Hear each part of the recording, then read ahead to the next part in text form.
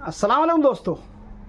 शहर में इस वक्त नशा जो है बहुत ही तेज़ी से बढ़ रहा है नौजवानों के अंदर, और रिकामे हजरात जो है गांजे का, कुत्ता गोली का और इसी तरह से अफ़ीम, चरस, गांजे का बहुत अजीब अजीब तरह सलूशन वगैरह का नशा कर रहे हैं।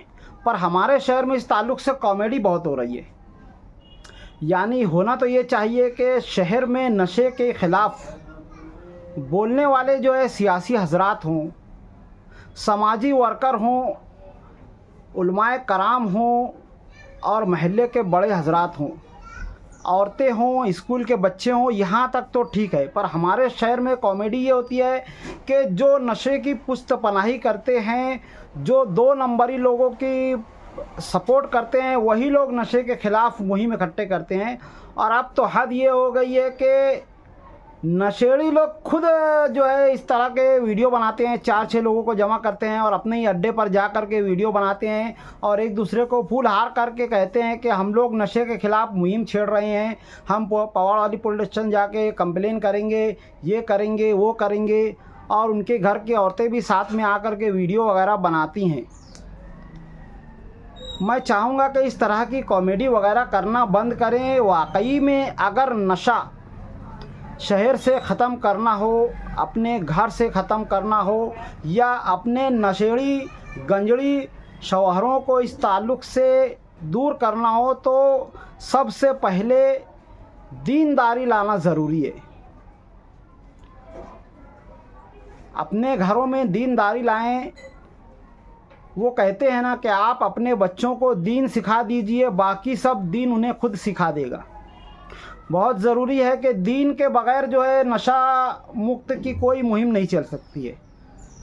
अभी हो ये रहा है कि नशा मुक्ति के नाम पर लोग सिर्फ वोट हासिल कर रहे हैं, अपना सियासी फ़ायदा हासिल कर रहे हैं, या आम लोगों को बेवकूफ़ बना रहे हैं। ये चीज़ नहीं होनी चाहिए। बहुत सारे इस तरह के छछन देखने के बाद मैंने सोचा वीडियो में इस ताल्लुक़ से तज़किरा ज़रूर करूं, ताकि लोगों को जो है कम से कम समझ में तो आए कि शहर में हो क्या रहा है और होना क्या चाहिए। कुरान में अल्लाह तबारक व तआला ने एकदम साफ़ फरमाया है, इन्नस्सलात तन्हा अनिल फ़हशाई वल मुनकरी, बेशक नमाज तमाम बेहयाइयों और बुरी बातों से रोकती है।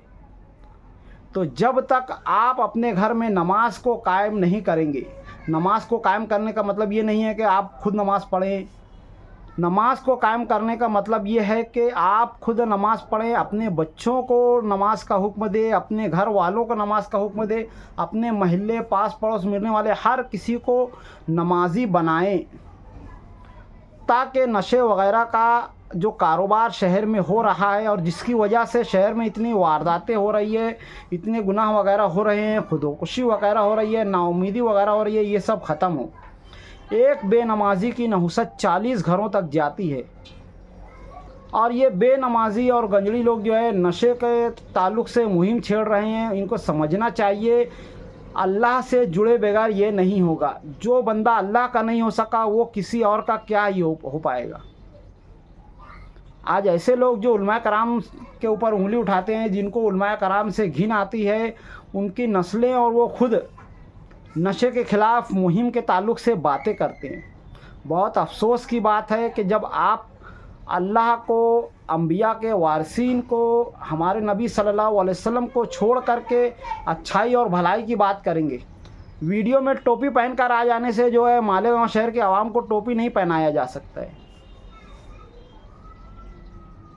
सच्चाई से अगर आप नशे वगैरह के ख़िलाफ़ मुहिम छेड़ रहे हैं तो पहले जो है नमाज को कायम करें, अच्छाई को कायम करें, उसके बाद ही ऐसा कुछ हो जाएगा। आप ये सोचेंगे कि हम वीडियो वगैरह बनाएंगे, अपनी हराम खोरी चालू रखेंगे, दूसरों का हक मारना चालू रखेंगे, दूसरों की ज़मीनें हड़प करना चालू रखेंगे, और अली अकबर के पास गांजा फूंकते हुए आप कहेंगे कि हम लोग जो है नशे के ख़िलाफ़ मुहिम छेड़ रहे हैं, तो इस तरह से शहर की आवाम बिल्कुल बेवकूफ़ बनेगी नहीं।